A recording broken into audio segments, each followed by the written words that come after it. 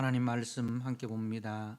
함께 보실 하나님 말씀은 누가복음 10장 25절에서 37절 말씀입니다.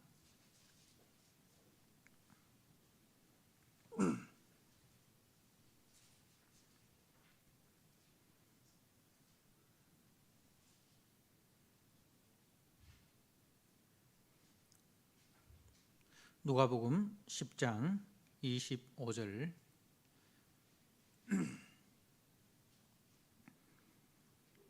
주신 말씀을 봉독드립니다. 어떤 율법 교사가 일어나 예수를 시험하여 이르되 선생님, 내가 무엇을 하여야 영생을 얻으리까? 예수께서 이르시되 율법에 무엇이라 기록되었으며 네가 어떻게 읽느냐? 대답하여 이르되 네 마음을 다하며 목숨을 다하며 힘을 다하며 뜻을 다하여 주 너의 하나님을 사랑하고 또한 네 이웃을 네 자신같이 사랑하라 하였나이다. 예수께서 이르시되 네 대답이 옳도다. 이를 행하라. 그러면 살리라 하시니 그 사람이 자기를 옳게 보이려고 예수께 여짜오되 그러면 내 이웃이 누구니까? 예수께서 대답하여 이르시되 어떤 사람이 예루살렘에서 여리고로 내려가다가 강도를 만나매 강도들이 그 옷을 벗기고 때려 그의 죽은 것을 버리고 갔더라. 마침 한 제사장이 그 길로 내려가다가 그를 보고 피하여 지나가고 또 이와 같이 한 레위인도 그곳에 이르러 그를 보고 피하여 지나가되 어떤 사마리아 사람은 여행하는 중 거기 이르러 그를 보고 불쌍히 여겨 가까이 가서 기름과 포도주를 그 상처에 붓고 사매고 자기 짐승에 태워 주막으로 데리고 가서 돌보아 주니라. 그 이튿날 그가 주막 주인에게 데나리온 둘을 내어주며 이르되 이 사람을 돌보아 주라. 비용이 더 들면 내가 돌아올 때에 갚으리라 하였으니 네 생각에는 이 세 사람 중에 누가 강도 만난 자의 이웃이 되겠느냐? 이르되 자비를 베푼 자니이다. 예수께서 이르시되 가서 너도 이와 같이 하라 하시니라. 아멘.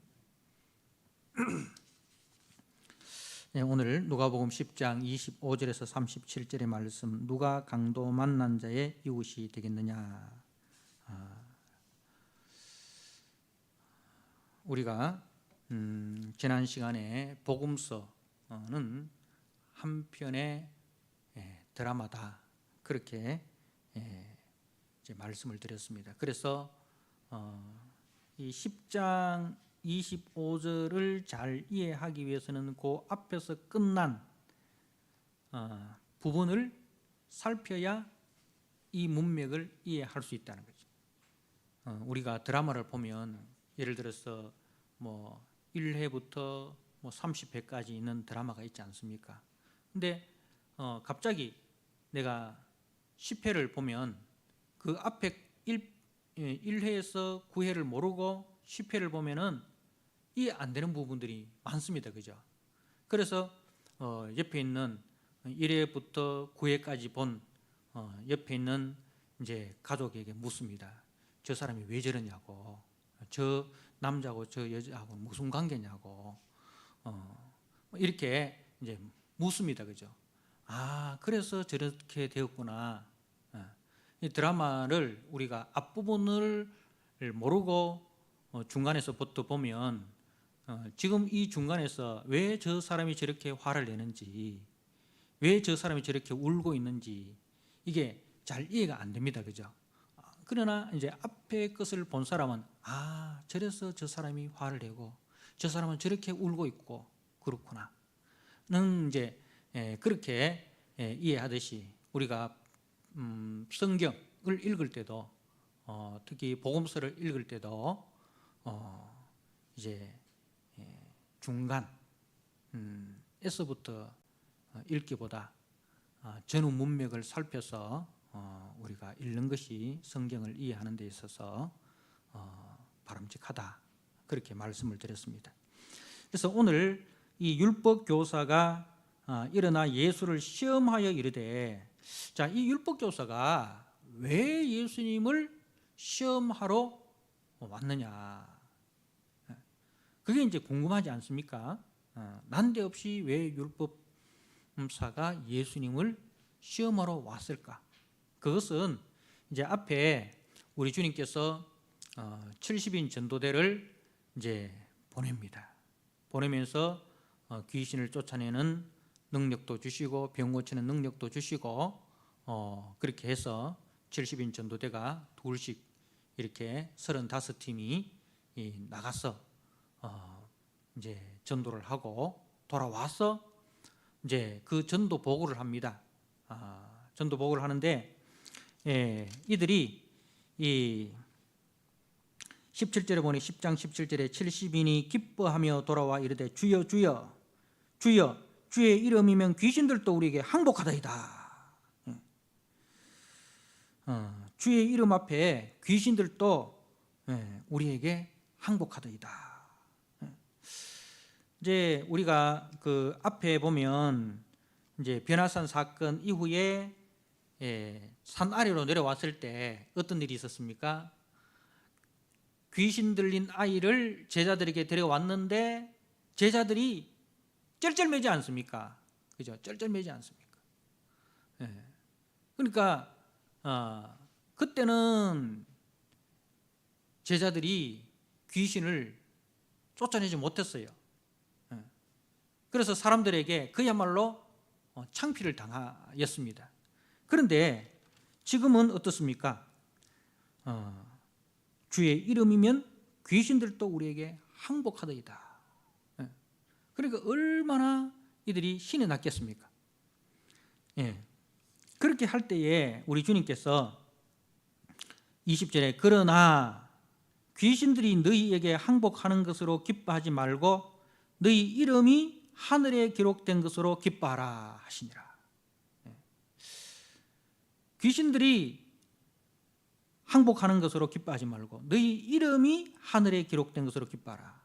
이 말씀은 하늘에 이름이 기록되었다는 것은 무슨 뜻입니까? 우리의 이름이 하나님의 생명책에 기록되었다. 우리가 구원을 받았다. 우리가 하나님의 자녀가 되었다. 하나님을 우리 아버지라 부르고 우리는 하나님의 자녀라 이렇게 칭함을 받는 이 관계가 되었다는 거예요. 그러니까 구원이 예수님을 믿음으로 구원을 받고 구원을 주시는 분은 예수님이다. 예수님이 은혜로 우리에게 구원을 주신다. 그죠? 이런 이제 구원론이 이 구원관이 생기게 되는 것이죠. 그런데 이 말은 이제 율법사의 귀에 굉장히 거슬리는 말이 되는 거예요. 왜냐하면 율법사들의 구원관은 이제 유대인들의 구원관은 뭐냐면은 율법을 행함으로 구원을 받는 것입니다. 율법을 행함으로 구원을 받는 것이 이제 이 유대인들, 특히 이 율법을 연구하는 이 율법사들의 구원관입니다. 그러니 이제 율법사가 이 부분에 대해서 예수님을 믿음으로 은혜로 구원을 받는다 하는데, 그런데 율법사들이 구약을 연구한 결과 자기들은 율법을 행함으로 하나님께서 우리에게 율법을 주셨는데 그 율법을 행함으로 우리가 구원을 받는다. 그렇게 자기들은 믿고 있단 말입니다. 그래서 이 구원론에 대해서 예수님의 구원론과 자기들의 구원론이 완전히 이렇게 틀린단 말입니다. 그래서 이 부분에 대해서 따지는 거예요. 이 부분에 대해서 논쟁을 한다는 거예요. 자, 그래서 이제 어떤 율법 교사가 일어나 예수님을 시험하여 이르되 선생님 내가 무엇을 하여야 영생을 얻으리까? 무엇을 하여야 영생을 얻으리까? 이 질문 속에 이들의 구원관이 들어 있습니다. 무엇을 하여야 영생을 얻으리까? 그래서 예수님께서 율법에 무엇이라 기록되었으면 네가 어떻게 읽느냐. 자, 율법에는 무엇이라 기록되었고 네가 어떻게 이해하고 받아들이느냐. 이제 바리새인 이 율법사의 질문에 오히려 예수님께 다시 역으로 질문을 던집니다. 자, 이에 대해서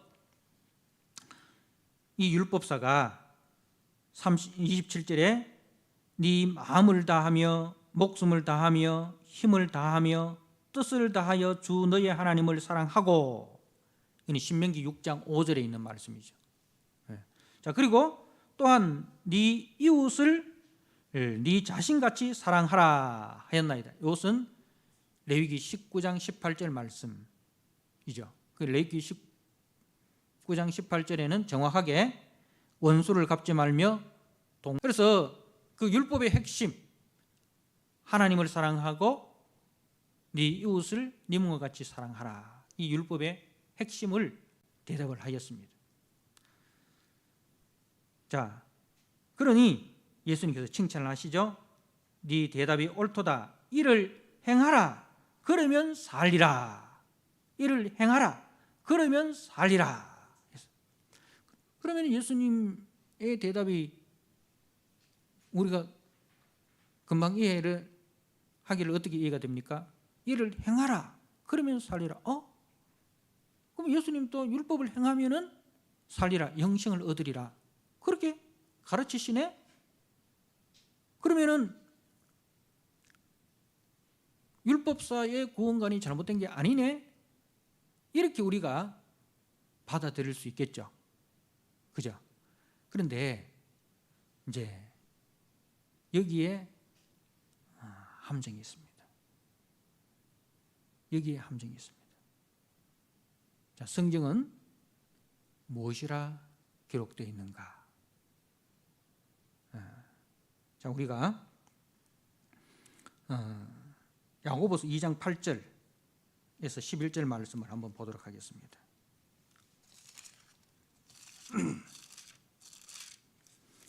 야고보서 2장 8절에서 11절입니다. 제가 한번 읽어드립니다. 너희가 만일 성경에 기록된 대로 네 이웃 사랑하기를 네 몸과 같이 하라. 이게 이제 레위기 19장 18절 말씀이죠. 그래서 이제 신약 성경에 이렇게 나올 때는 신약 성경에서 신약 성경 읽다가 성경에 이런 말이 나오면 이 성경은 구약일까요? 신약일까요? 구약입니다. 그죠? 왜냐하면 아직 이 예수님 시대에는 그리고 초대교회 때는 신약 성경이 완성되지 않았습니다. 그래서 신약 성경에서 성경에 이르기를 이렇게 할 때는 구약 성경을 말씀하는 겁니다. 그래서 여기서도 이제 레위기 19장 18절에 레위기 19장 18절에 이제 뭐라고 기록되어 있느냐? 네 이웃 사랑하기를 네 몸과 같이 하라 하신 최고의 법을 지키면 잘 하는 것이거니와 만일 너희가 사람을 차별하여 대하면 죄를 짓는 것이니 율법이 너희를 범법자로 정죄하리라. 자, 율법이 너희를 범법자로 정죄하리라. 그 율법의 역할은 뭐예요? 율법은 이게 우리 보고 이 율법을 잘 지키느냐 율법을 잘못 지키느냐 그걸 보고 있다가 잘못 지키면 어떻게 합니까? 뭐라고요? 너희를 범법자로 정죄하리라. 율법의 역할은 네 율법 못 지켰네? 율법이 이렇게 기록되는데 자, 네 이웃을 어떻게 사랑하라? 네 자신과 같이 사랑하라. 율법 이웃을 사랑하는데 어느 정도는 사랑할 수 있어요. 어느 정도는 사랑할 수 있어요. 그런데 율법의 요구는 뭐예요? 어느 정도가 아니라 네 자신을 사랑하는 것 같이 네 이웃을 사랑해야 그게 성경에서 말하는 사랑이라는 거예요. 이 말씀 앞에 여러분 내가 이웃 사랑하기를 내 자신과 같이 하였습니다 라고 말할 수 있는 사람이 누가 있겠습니까? 한 입을 덮고 자는 부부간에도 여러분 사랑으로 결혼을 했는데, 그죠? 프로포즈 하면서 당신 없이는 난 못 산다, 이렇게 해서, 그렇게 해서 결혼을 했는데 얼마 지나지 않아서 뭐가 됩니까? 그 집안 식구가 원수니라 원수가 되어버리지 않습니까? 그죠? 사랑으로 만났는데 얼마 지나지 않아서 원수가 되어버립니다. 이게 인간이에요. 그래서 결혼할 때는 네 없으면 못 산다. 근데 조금 지나니까 네 때문에 못 산다. 네만 없어지면 내가 잘 살 텐데. 이게 인간입니다. 자, 그래서 이제 율법이 그걸 보고 탁 지적을 해주는 거예요. 네가 범법자다. 율법에 네 자신, 이웃 사랑을 네 자신과 같이 하라 했는데 네가 네 아내도 이렇게 사랑하지 못하고 네 남편도 이렇게 사랑하지 못하는데 너는 죄인이야. 이게 이제 율법의 역할이에요. 율법은 바로 우리의 죄를 지적을 하는 거예요. 자, 그래서 이제 10절에 보면 누구든지 온 율법을 지키다가 그 하나를 범하면 모두 범한 자가 되나니, 간음하지 말라 하시니가 또한 살인하지 말라 하셨은즉 네가 비록 간음하지 아니하여도 살인하면 율법을 범한 자가 되느니라. 자, 여러분, 율법 항목이 예를 들어서 100가지가 있다. 99가지를 지켰어요. 한 가지면 내가 못 지켰어. 그럼 몇 점이에요? 여러분 몇 점 줍니까? 99가지를 지켰어요. 한 가지 딱 못 지켰어요. 우리 몇 점 줍니까? 이 사람 잘한 거예요, 못한 거예요? 잘한 거잖아요, 우리 입장에서는. 99점이에요, 99점. 99점이에요. A 플러스입니다. 95점부터는 A 플러스예요. 그죠? A 플러스. 참 잘했어요. 참 잘했어요. 근데 율법 뭐라고 이야기하느냐면은 빵점이에요, 빵점. 온 율법을 지키다가도 하나 딱 못 지켰는데 율법 뭐라고 이야기하면은 빵점이야. 왜? 율법의 요구는 뭐예요? 하나님의 요구거든요. 하나님은 의로우신 분이고 거룩하신 분이라서 조그만 죄도 용납하실 수 없는, 점도 없고 흠도 없는 분이십니다. 하나님의 기준에서는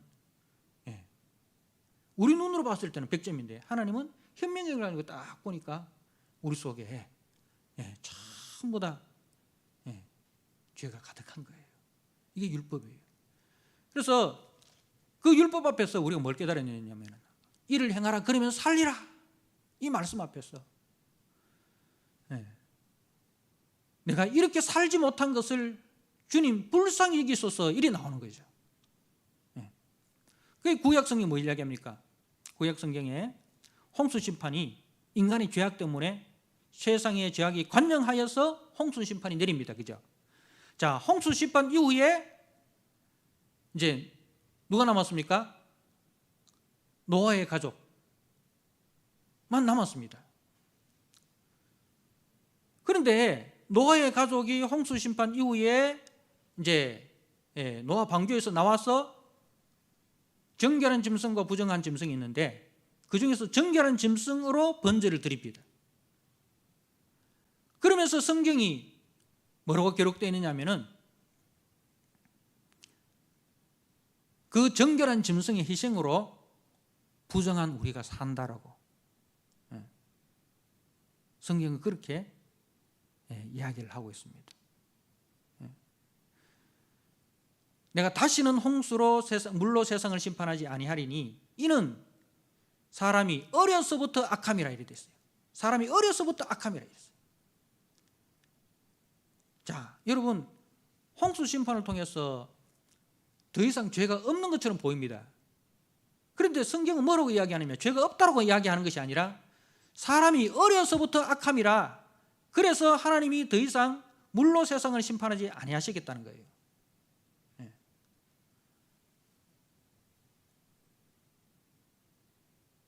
그리고 예레미야 17장에 보니까 만물보다 거짓되고 심히 부패한 것이 사람의 마음이라. 만물보다 거짓되고 심히 부패한 것이 사람의 마음이다 했어요.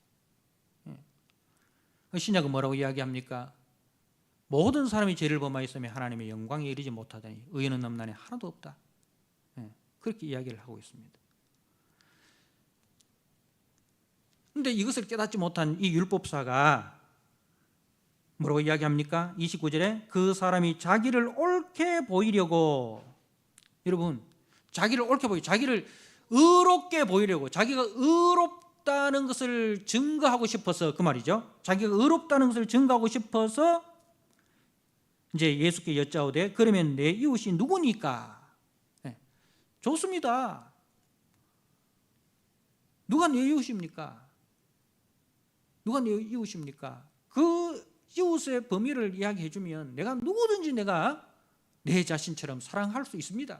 내가 그렇게 살아왔고 그렇게 살아가고 그렇게 살 수 있습니다. 이 사람이 그렇게 이야기하는 거예요. 진짜 율법을 모르는 거예요. 하나님께서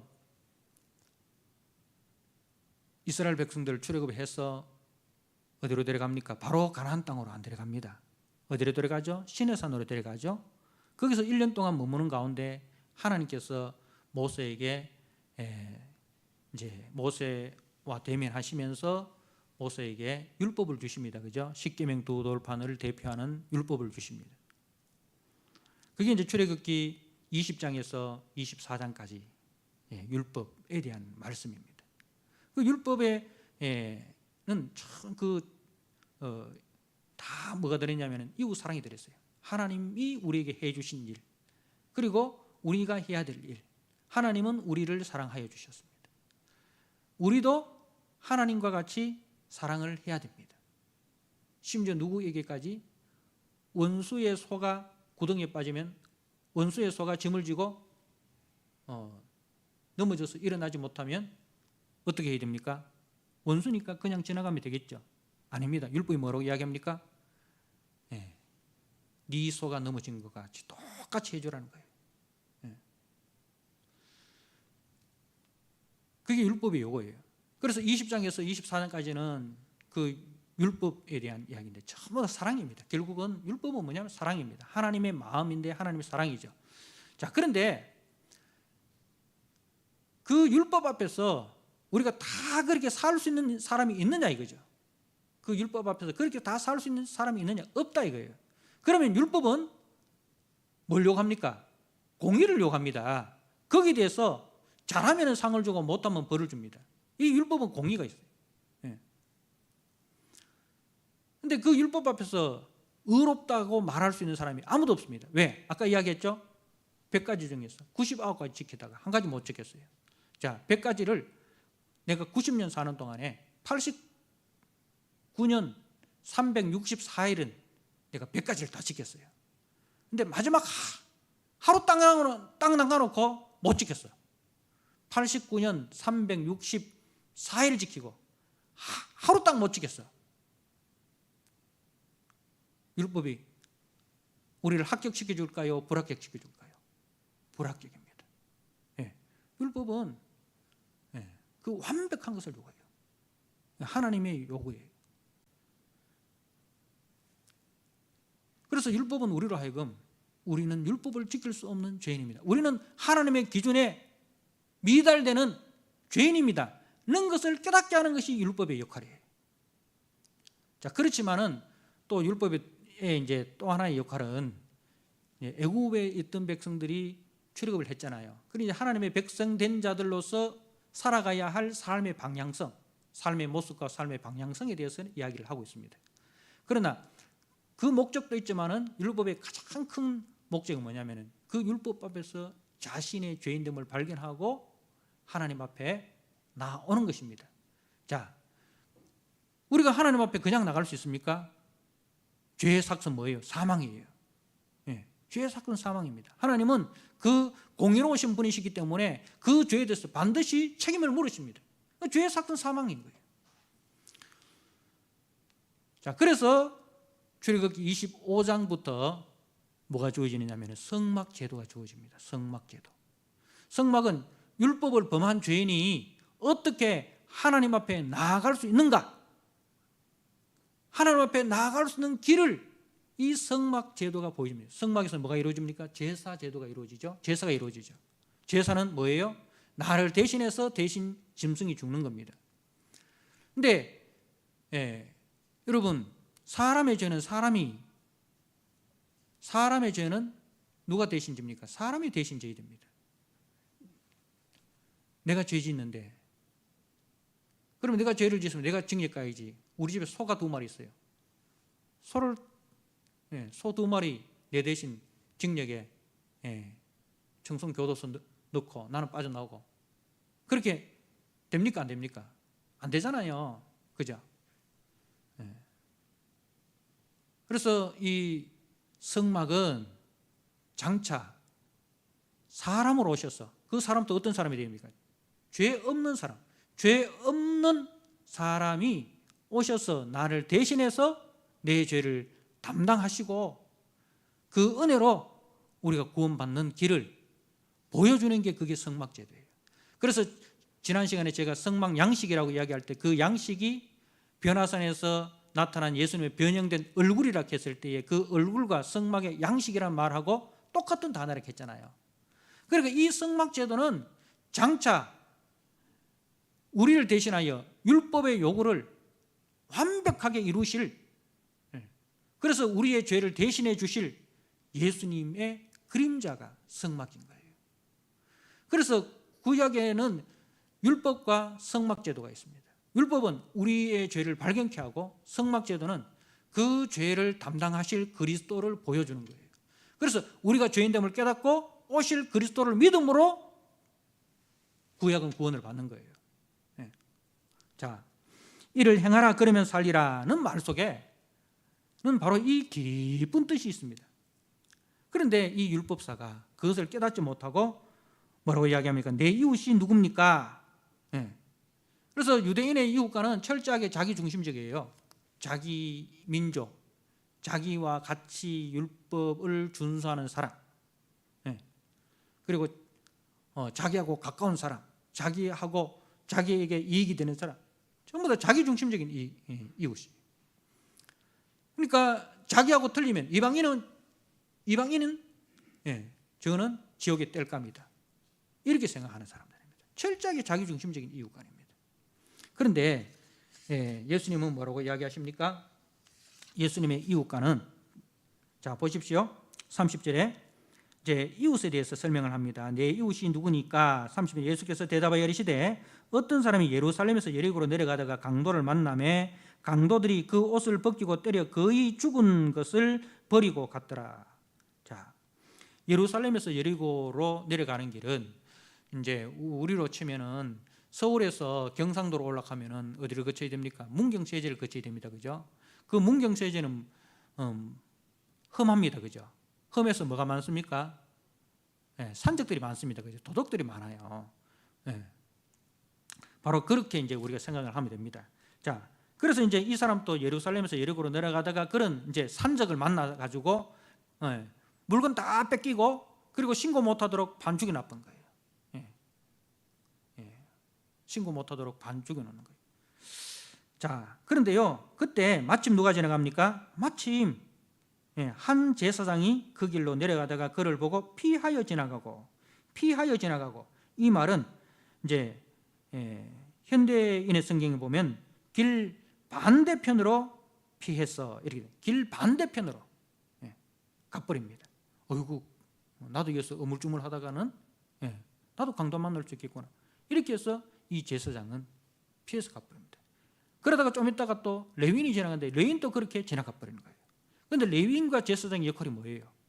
레위인과 제사장의 역할은 하나님의 말씀을 가르치고 하나님의 말씀을 본받아서 하나님의 말씀대로 이제 백성들에게 본을 보이는 사람이 제사장과 레위인인데, 백성의 지도자로, 그죠? 백성을 섬기도록, 백성을 구원하도록 그렇게 보낸 사람들인데, 이 사람들이 이렇게 자기가 돌보아야 할 백성이 강도를 만나 그만 죽게 되었는데 어떻게 책임을 외면하고 피해서 가버리는 거예요. 자, 그런데요, 33절에 어떤 사마리아 사람은 여행하는 중 거기 이르러 그를 보고 불쌍히 여겨. 여러분, 레위인과 제사장과의 차이점이 뭐예요? 그 사람을 보고 불쌍히 여겼다는 거죠. 불쌍히 여겼다. 이 불쌍히 여기는 마음이 누구 마음이에요? 우리 하나님의 마음이에요. 우리 하나님은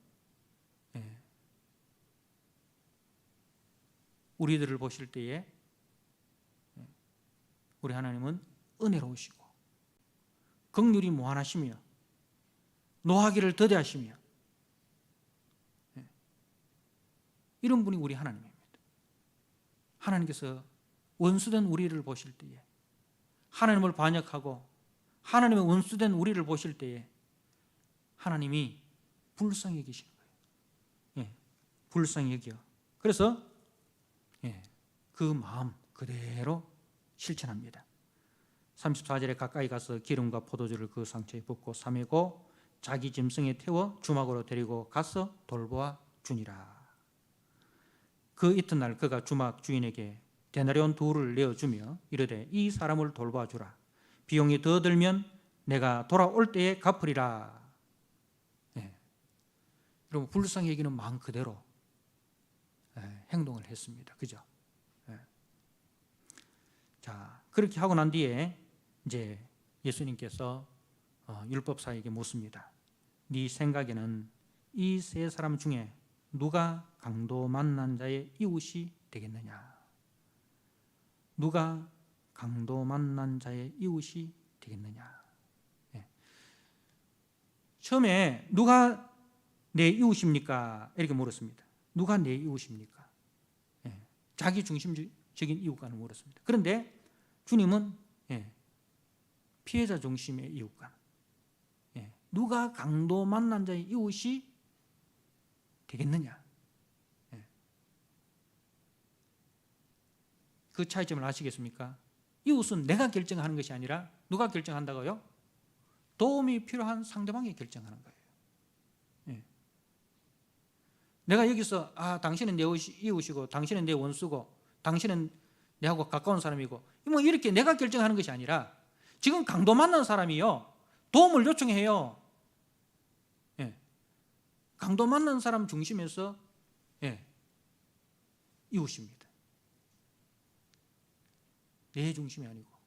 그러니까 누구든지 나의 도움이 필요한 모든 사람이 나의 이웃입니다.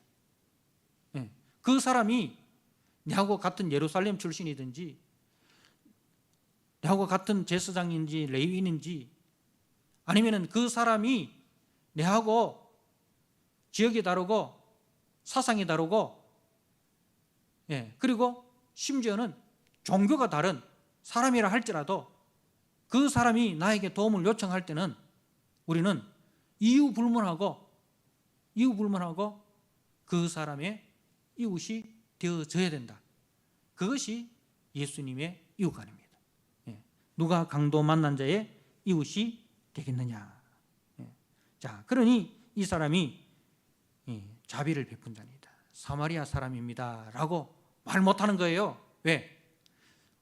사마리아 사람이 어떻게 그런 일을 할 수 있어? 사마리아는 혐오의 대상입니다. 상종하지도 말아야 할 그런 혐오의 대상입니다. 그런데 사마리아가 어디입니까? 북이스라엘이에요. 북이스라엘이에요. 같이 출애굽했고 같이 가나안 정복 전쟁에 함께 했고 사사시대에 함께 했고 그죠?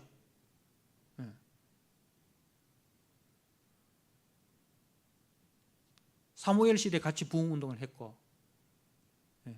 솔로몬 때까지 함께 했던 자기 동족들이에요. 그러나 솔로몬 이후에 분단이 됐죠. 분단이 되고 이제 사마리아가 먼저 아수르에 의해서 멸망을 당하고 그 아수리의 식민지 정책이 혼합시켜버린 거예요. 그러니까 이 사마리아 사람들은 혼합인이란 말입니다. 유대인들은 뭘 원합니까? 순수 혈통. 근데 쟤들은 뭐냐? 그야말로 다민족이다. 다민족. 순수한 이 이스라엘의 피를 잃어버렸다. 이렇게 해가지고 혐오의 대상으로 삼아버리는 거예요. 근데 한때 자기들과 같은 동족이었지만 지금은 뭐가 되어봅니까? 세상에서 가장 혐오스러운 사람들, 상종해서는 안 될 사람이 되어버린 거예요. 이 남의 이야기입니까? 우리 이야기 아닙니까? 우리가 북한하고 5,000년을 같이 했던 우리의 동족 아닙니까? 헤어진 지 몇 년 되었습니까? 70년밖에 안 되었습니다. 그런데 우리와 북한은 무슨 사이가 됩니까? 철천지 원수가 아닙니까? 그죠? 서로 총뿌리를 겨누고 있는.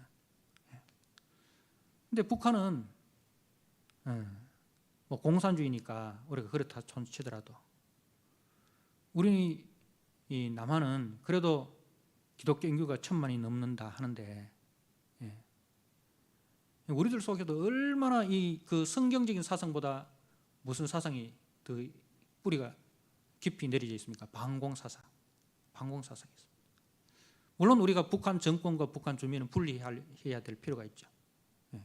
북한 정권과 북한 주민들은 우리가 분리를 해야 됩니다. 그래서 우리의 인간의 마음속에는 한번 상처를 받으면 그 상처가 쉽게 안 지워집니다. 6.25라는 그 상처를 겪었잖아요. 그리고 일본으로부터는 36년 동안 우리가 식민지 받았던 그 상처가 있잖아요. 그리고 그 상처 때문에 그 한 번 받은 그 상처가 아물지를 안 해요. 세월이 지나도. 그래서 그 상처로 인해서 계속해서 우리는 일본과 북한에 대해서 이제 이 대립과 갈등을 겪고 있습니다. 자, 그런데 여기에 사마리아인이 누굽니까? 예수님입니다. 예수님이 사마리아인입니다. 예수님이 자기 땅에 왔는데 사람들이 예수님을 환영합니까? 예수님을 혐오의 대상으로 생각하는 거예요. 지금 유대인들이, 그죠? 그래서 예수님이 귀신 들렸다 이렇게 하고 어떻게 하면 예수를 죽일까? 예수님은 자신들을 위해서 생명을 주시기까지 하셔서 구원하시기를 기뻐하시는 사랑으로 오셨는데 이들은 그 예수님을 혐오의 대상으로 생각하고 귀신 들렸다고 하고 예수님을 죽여야 될 대상으로 그렇게 생각을 하고 있습니다. 그럼에도 불구하고 주님은 어떻게 하십니까? 그럼에도 불구하고 악을 악으로 원수를 원수로 갚지 아니하시고 아버지여 저들의 죄를 사하여 주옵소서. 저들이 하는 일을 알지 못하나이다. 저들의 그 모든 죄를 우리 주님은 뭐로 인정을 해버립니까? 부지 중에 지은 죄로 인정을 해주시는 거예요. 부지 중에 지은 죄로. 알지 못하고 지은 죄는 주님이 회개하면 다 용서해 주는 거예요. 그래서 자신을 십자가에 못 박는 자들까지도 주님은 알지 못하고 지은 죄로 간주를 해 주십니다. 그게 우리 예수님의 사랑입니다. 예수님은 자신을 혐오의 대상으로 생각하는 자들에 대해서도 같이 혐오의 대상으로 맞받아치지 않고 그들을 불쌍히 여기고 그들을 긍휼히 여기고 그들을 위해서 자기의 생명을 대속제물로 내어주시는 그것이 우리 예수님의 이웃간, 원수를 갚지 말고 동포를 원망하지 말고 내 이웃에는 뭐가 들어있어요?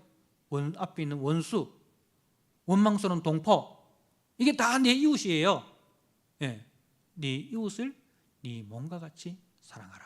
이게 예수님의 이웃간입니다. 그렇게 우리 주님께서 우리를 사랑해 주셨어요.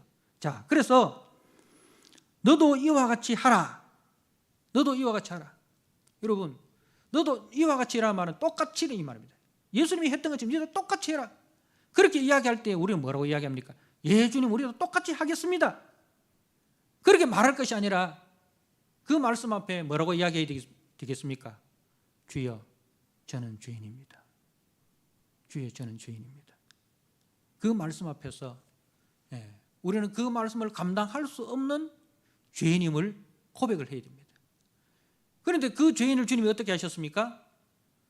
무조건적인 사랑으로 용서해 주시고 주님의 자녀 삼으시고 주님의 일꾼 삼아 주셨습니다. 그 은혜를 가지고 이제는 나가야 된다는 거죠. 주님, 너도 가서 너도 이와 같이 하라. 예, 주님 알겠습니다. 저도 이와 같이 하겠습니다. 그게 먼저 나올 것이 아니고, 주님, 저는 그렇게 할 수 있는 능력이 없습니다. 그렇게 할 수 있는 자가 못 됩니다. 저는 죄인입니다. 주님 앞에서 죄인입니다. 그런데 주님이 어떻게 하십니까? 그런 죄를 위해서, 그런 너를 위해서 내가 대신 내 생명을 주었잖아.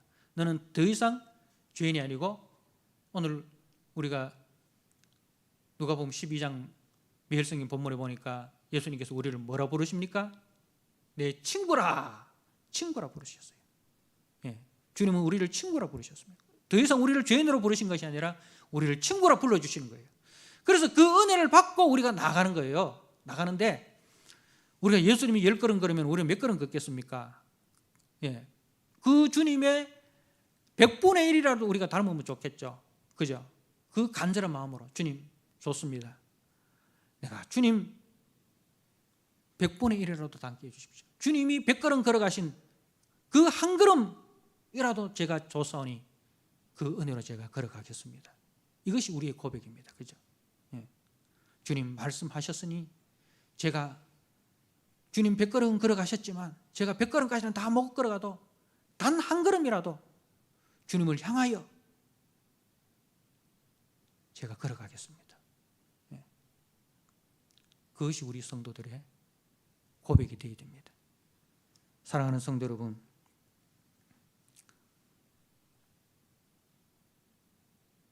이 세 사람 중에 누가 강도 만난 자의 이웃이 되겠느냐?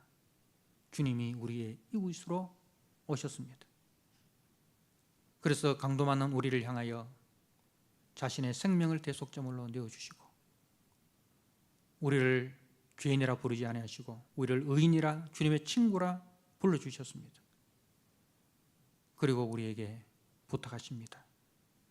가서 너도 이와 같이 하라. 내가 세상의 빛으로 온 것처럼 너도 세상의 빛이 되라. 내가 세상의 소금이 된 것처럼 너도 세상의 소금이 되라. 예. 여러분, 우리 교회가 좋은 이웃 교회라는 이름이 바로 이 본문에서 나왔습니다.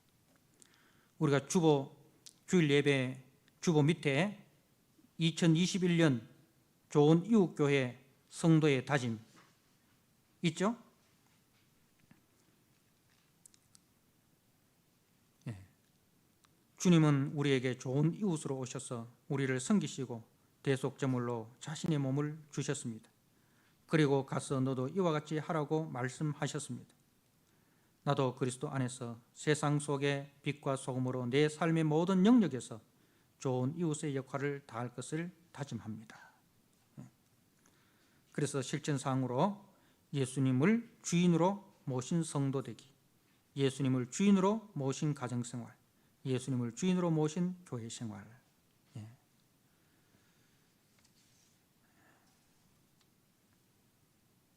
여러분, 이 말씀 앞에 너도 가서 이와 같이 하라. 이 말씀 앞에 우리가 아멘으로 화답했지만 우리 교회가 2008년에 설립을 하고 지금 21년 13년째입니다. 얼마나 주님께서 보여주신 그 좋은 이웃으로서의 삶을 살았습니까? 우리 가정 안에서 우리가 좋은 이웃이 되어졌습니까? 우리 교회 안에서 좋은 이웃이 되어졌습니까? 우리의 직장 생활 속에서 좋은 이웃이 되어졌습니까? 아직 우리가 가정에서도 그리스도의 사랑 안에서 용서하지 못하는 사람들이 있고, 교회 안에서도 우리가 서로 갈등하고 서로 외면하고 그렇지는 않습니까? 우리 직장 생활 속에서도 우리가 그렇게 외면하고 회피하는 그런 사람들이 있지는 않습니까? 주님께서 우리에게 묻습니다. 가서 너도 이와 같이 하라 하셨는데 우리가 그 말씀에 얼마나 합당하게 살았습니까? 이 말씀 앞에 우리가 우리의 부족함과 연약함을 고백할 수밖에 없습니다. 그러나 우리가 다시 이 말씀 붙들고 일어서야 합니다. 주님이 자신의 생명을 대신 주시고 우리를 주님의 이웃으로 불러주셨사오니 주님 이 사명 감당할 수 있는 은혜를 허락하여 주옵소서.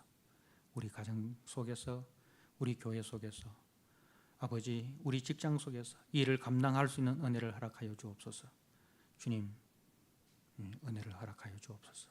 그것이 우리의 기도의 제목이 되고 간구의 제목이 되어야 하지 않겠습니까? 그리고 우리가 그 일을 다 행한 이후에 주님 앞에 설 때에 뭐라 고백하겠습니까? 우리가 누가복음 17장에 우리는 무익한 종이라 우리가 하여야 할 일을 한 것뿐이라 할지니라. 그렇습니다. 우리가 주님 앞에 자랑할 것이 없습니다. 우리는 무익한 종입니다. 하여야 할 것을 하였을 뿐입니다. 바울도 그렇게 고백합니다. 내가 복음을 전할지라도 자랑할 것이 없으면 내가 부득불할 일입니다. 복음을 전할지라도 자랑할 것이 없으면 내가 부득불할 일입니다. 그 주님의 사랑 안에서 우리가 그 은혜로 감당하십시오. 한 걸음이라도 빨리 가지 못해도 천천히 가더라도 멀리 가지 못해도 한 걸음을 걷더라도 주님과 같은 방향으로 주님과 동행하셔서 정말 우리의 삶을 통해서 주님의 좋은 이웃 되심이 우리를 통해서 나타나시는 저와 여러분 되기를 주님의 이름으로 부탁드립니다. 아멘. 아버지 하나님, 너도 가서 이와 같이 하라 하셨습니다. 하나님의 원수된 우리들을 주님이 불쌍히 여기셔서 묻지도 않고 따지지도 않고 우리의 좋은 이웃이 되셔서 우리를 위하여 자신의 생명을 대속 제물로 내어주시고 우리를 의롭다 하시고 우리를 하나님의 거룩한 자녀로 백성으로 세워주셨습니다. 이제 우리로 하여금 이 땅의 작은 예수로 좋은 이웃으로 살아가라 하셨습니다. 주님, 우리가 그렇게 살지 못하였고 또 그 삶을 살아갈 수 있는 은혜가 능력이 우리에게 부족하오니 주님 다시 한번 우리에게 은혜를 부어주시고 능력을 허락하여 주시옵소서. 아버지 하나님, 그 일을 위하여 우리가 간구하게 하여 주옵소서. 주님, 그리하여 주님이 주신 은혜로 능력으로 단 한 걸음이라도 아버지 주님 걸어가신 그 길을 향하여 우리도 걸어가게 하여 주옵소서. 그리하여 우리를 통하여 우리의 가정에서, 우리의 교회 속에서, 우리의 직장 속에서 참으로 주님이 나타내시기를 원하시는 좋은 이웃으로 우리가 살아가게 하여 주옵소서. 예수님께 하신 이름으로 감사하며 기도드리옵나이다. 아멘.